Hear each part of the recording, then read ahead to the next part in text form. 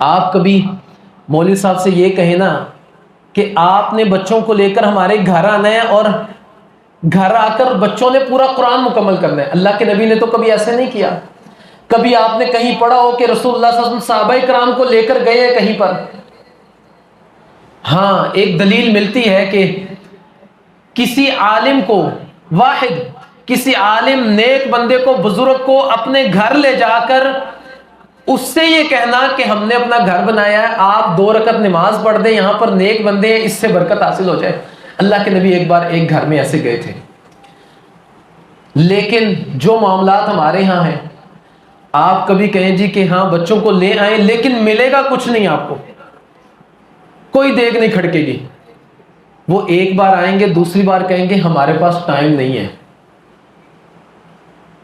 آپ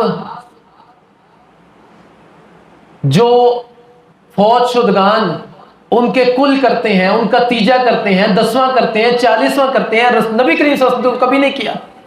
آپ کرتے ہیں اس لیے لوگوں کی موجودگی، اس لیے کچھ نام نہاد دینی لوگوں کی موجودگی، اس لیے کیونکہ مال ہے وہاں پر.